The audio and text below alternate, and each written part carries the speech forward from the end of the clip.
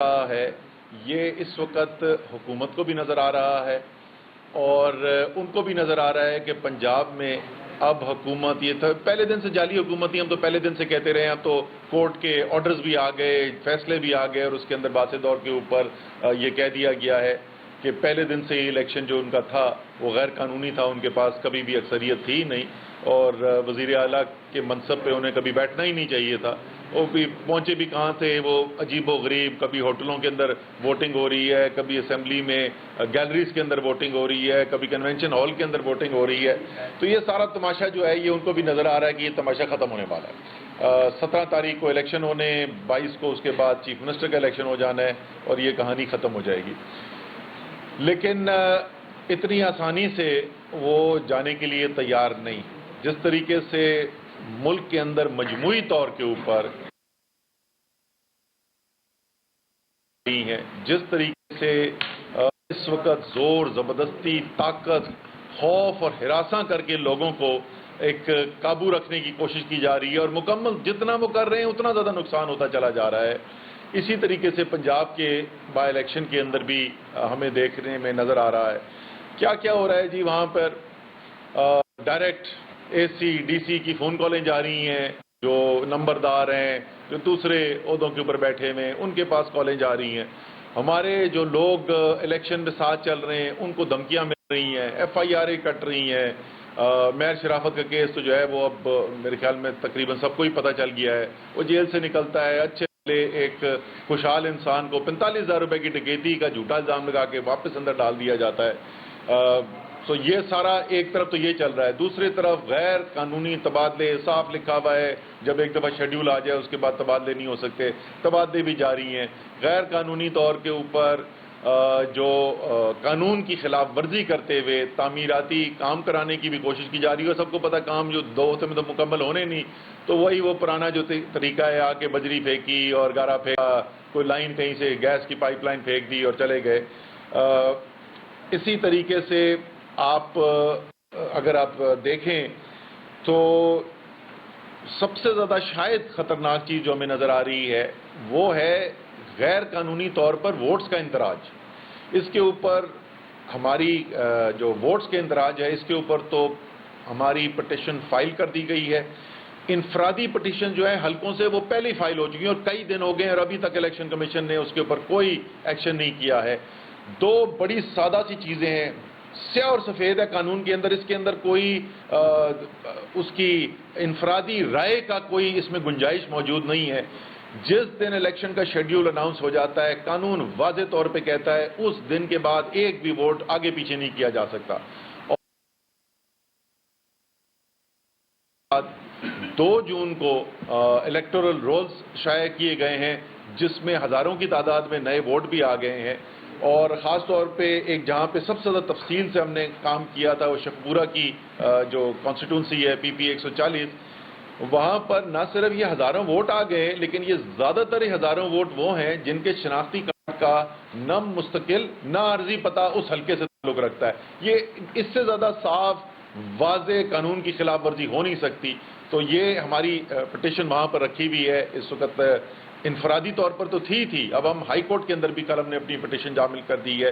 اسی طریقے سے یہ جو باقی تمام غیر قانونی کام ہو رہے ہیں جس کے اندر شاید وہ کہتے ہیں نا ایک تصویر جو ہے وہ 1000 الفاظ سے زیادہ طاقتور ہوتی ہے, تو وہی ایک تصویر DPO جنگ بیٹھا ہوا ہے دبک کے کونے کے اندر اور عطا تارڑ جو ہیں وہی عطا تارڑ جو پاکستان کے آئین کے بارے میں کیا سمجھتے ہیں وہ بھی سارے پاکستان دیکھ چکا ہے. وہ بھی تصویر جو ہے وہ منہ بولتا ثبوت ہے. وہ کرسی پہ بیٹھے ہوئے اور سارے لائن حاضر ہوئے ہیں آگے اور اس کی بھی پٹیشن رکھی ہوئی ہے. فیصلہ محفوظ ہے, پتہ نہیں الیکشن آنے کے بعد اس کا فیصلہ ہوگا. تو یہ بھی ہم ایک پوری رٹ تیار کر رہے ہیں اور عید کے بعد پہلا دن جو ہے وہ اس دن ہم یہ رٹ بھی لے کر چلے جائیں گے. الیکشن کمیشن کا امتحان ہے, پاکستان کی عدالتوں کا امتحان ہے. میں اس دن بھی بول چکا ہوں کہ صرف یہ نہیں ہے کہ آئین کے اندر لکھا ہوا ہے تو اس لیے احترام مل جاتا ہے. احترام ملتا ہے عدالتوں کو جب عوام کو نظر آتا ہے کہ انصاف ہو رہا ہے. اور اگر میں اس وقت عمران ریاض خان کے ساتھ جو ہو رہا ہے اس کا ذکر نہ کروں تو یہ زیادتی ہوگی. سارا پاکستان دیکھ رہا ہے جو انصاف کا تماشا اس وقت لگا ہوا ہے. پہلے اسلام آباد، پھر اسلام آباد سے اٹک، اٹک سے پنڈی، پنڈی سے واپس اٹک، اٹک سے چکوال، اور اب وہ بول رہے ہیں پتہ نہیں بہاولپور یا لاہور. یعنی اتنے دن گزرنے کے بعد یہ تعین نہیں ہو سک رہا کہ کہاں پر کیس کی جورسڈکشن کدھر ہے. یہ کوئی آپ سمجھتے ہیں کہ پاکستان میں جو عوام ہے وہ پاگل ہے؟ ان کو نہیں نظر آ رہا کہ کیا ہو رہا ہے؟ کیا ان کو نہیں نظر آ رہا کہ ہمارا جو اس وقت دہشت گردی اور طاقت کے ذریعے لوگوں کو خوفزدہ کرنے کی کوشش کی جا رہی ہے کہ یہ اس کا حصہ ہے؟ کیا انصاف ہوتا ہوا نظر آ رہا ہے؟ تو اس کے بعد پھر اس کے بعد شکایت نہ کیجئے کہ جو اس کے بعد ہمیں شکایتیں سننے کو ملتی ہیں کہ یہ عوام ایسی بات کر رہی ہے. عوام تو بولے گی، عوام کی زبان کھل چکی ہے، عوام کے ذہن بھی کھلے میں، عوام کی زبان بھی کھلی ہوئی ہے. غلط جو ہوگا اس کو غلط بولا جائے گا. اگر آپ سمجھتے ہیں کہ اس طریقے سے ایک آدمی اور عمران ریاض کے کچھ بھی نہیں جا رہا، وقتی طور پہ یقیناً تکلیف میں ہے، وہ مشکل وقت سے گزرے گا، اس کے خاندان والے جو ہیں اس وقت تکلیف کے اندر ہوں گے کہ اتنا بڑا ایک محب وطن پاکستانی اس کے ساتھ یہ کیا جا رہا ہے، لیکن وہ تو ہیرو بن کے واپس آ جائے گا. نقصان کس کا ہو رہا ہے؟ نقصان ہو رہا ہے کہ پاکستان کے عوام کا اس نظام کے اوپر یقین اٹھ رہا ہے، پاکستان کے عوام کا اپنے اداروں کے اوپر سے یقین اٹھ رہا ہے. جب دن دہاڑے وہ یہ دیکھ رہے ہیں ایسی چیزیں ہوتے ہوئے، یہ تو عمران ریاض ہے تو نظر آ رہا ہے، لوگوں کو پتہ چل رہا ہے.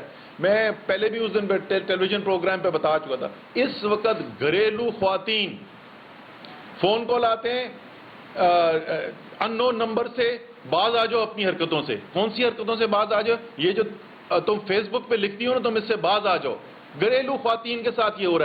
اس دن ایک خاتون، میں پرانا ان کو جانتا ہوں، 80 سال سے زیادہ ان کی عمر ہے، وہ بیوہ ہے، ان کے گھر کے باہر پہنچ گئے سول کپڑوں کے اندر، اور وہاں پر آ کے کہہ رہے ہیں چوکیدار کو کہ انہوں نے 2 سال کی بچی کو اغوا کیا ہے، اس لیے ہم یہاں پر آئے ہوئے ہیں. کیا کس جگہ پاکستان کو لے جانا چاہتے ہیں؟ کوشش کیا آپ کر رہے ہیں؟ کیا آپ چاہتے ہیں کہ سارا پاکستان جو ہے وہ پاکستان کے عوام کا یقین ہی اٹھ جائے؟ یہ نہیں ہونے والا. جتنا آپ یہ زیادہ کریں گے، جیسے عمران ریاض خان نے کہا نا، جیسے جب اس کو گرفتار کیا گیا، اس کو ہتھکڑی لگائے گی تو اس نے پاکستان زندہ باد کہا تھا، اسی طریقے سے پاکستان کے عوام نے اور جوش اور جذبے سے پاکستان زندہ باد کہنا ہے. یہ دبنے والے اب لوگ نہیں ہیں. آپ اٹھا لیں گے ان کو، عمران ریاض کو اٹھا لیا، ہم جیسے ان کو 4 کو اٹھا لیں گے، کتنوں کو اٹھائیں گے؟ کروڑوں کو اٹھائیں گے. یہاں تو 6-6 8-8 سال کے بچوں کی اس وقت ذہن بھی کھلے ہوئے اور زبان بھی کھلی ہوئی ہے. ہوش کے ناخن لیے جائیں. اس وقت ہم پیچھے ہٹیں اس سے، اور اس کا بہت بڑا مرحلہ جو آ رہا ہے وہ 17 جولائی کا الیکشن ہے. 17 جولائی کے الیکشنز میں الیکشن کمیشن اگر انصاف کرتا ہوا نظر نہیں آیا، اگر الیکشن کمیشن رولز کی دھجیاں اڑاتے ہوئے دیکھ رہا ہے اور خاموش تماشائی ہے، اور عدالتیں بھی کوئی ریلیف نہیں دے سکتی، تو ہم ایک بہت بڑی مشکل کی طرف ملک کو لے کے جانے والے ہیں. انشاءاللہ ہوگا ایسے نہیں. یہ سب کچھ کرنے کے بعد یہ بھی میں تحریک انصاف کے جو ووٹرز، دیکھنے والے، اور اب تو اگر میں کہوں کہ چاہنے والے جو ہیں وہ تقریباً زیادہ تر قوم ہی ہو چکی ہے، پریشانی کی ضرورت نہیں ہے. تیاری ہم نے پوری کرنی ہے. انشاءاللہ تعالی یہ جو بھی کر لیں، 17 جولائی کو بھاری اکثریت سے تحریک انصاف نے کامیاب ہونا ہے. 22 جولائی آخری دن ہوگا اس جعلی وزارت اعلیٰ کا پنجاب کے اندر، اور ایک دفعہ پنجاب بھی ان کے ہاتھ سے چلا گیا. دھوکہ دینا، غلط بیانی سے کام